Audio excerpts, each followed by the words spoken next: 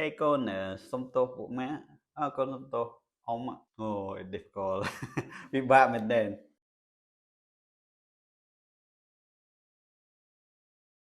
chơi ta bền mà giáo con chơi sông tô đôi họ đòn dành trong tay như vậy ta vì bà bá hay gọi vì sro đây nhưng mà vì bà bá mà bị con không ai đã là cái khói cái thầu lột cái lờ phộp lỗ mình đã bộ qua đó South Center này bên tay Việt Nam taมีระเบียบยังไงដើម្បីឲ្យគាត់សុំទោសយើងធ្វើជាគំរូ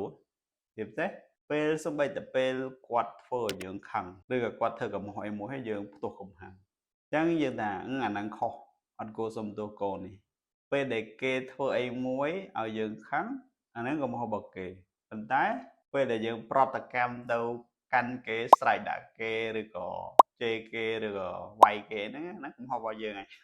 ចឹងយើងសុំទោសមកកណាត់របស់យើងទៅជួនកាលបើយើងសំណាងល្អកូនក្មេងហ្នឹងគេសុំទោសយើងដែរអញ្ចឹងអាគំរូភាពហ្នឹងសំខាន់មែនតើដើម្បីព្រៀនឲ្យគេចេះសុំទោសហើយយើងដូចថាបើគេសុំទោសយើងទៅសារគេយើងបញ្យល់ពីអត្ថន័យរបស់ការសុំទោសហ្នឹងកូនសុំទោសមិនអន់ទេសុំទោសមានន័យថាយើងមិននឹកទទួលខុសត្រូវយើងចេះហ៊ានពីកំហុសរបស់យើងហើយយើងយល់ពីកំហុសយើងទទួលខុសត្រូវដូចមនុស្សចាស់ចឹងឯងចឹងការសុំទោសវាលយមិនវាអត់ល្អទេចឹងអាហ្នឹងយើងបញ្យល់គាត់ហើយសូម្បីតែគាត់អត់សុំទោសដែរយើងចោលគាត់សុំទោសប៉ុន្តែបើយើងទុកពេលឲ្យគាត់យើងអត់ធ្មត់វាអាចជួយគាត់បង្រៀនអីផ្សេងទៀតដូចថាយើង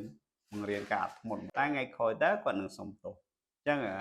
ខ្ញុំគិតថាបើយើងយល់ពីមូលហេតុអស់ហ្នឹងយើងអត់សូវបារម្ភអានេះកូនយើងអត់ចេះសុំទោសបើយើងធ្វើគំរូម្ដងគេនឹងរៀនពីវា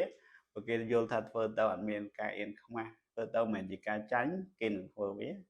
ហើយបើយើងអត់ធ្មត់យើងទុកពេលឲ្យគេភាកច្រើនពួកគាត់នឹងចេះរៀនសុំទោសដោយខ្លួនឯង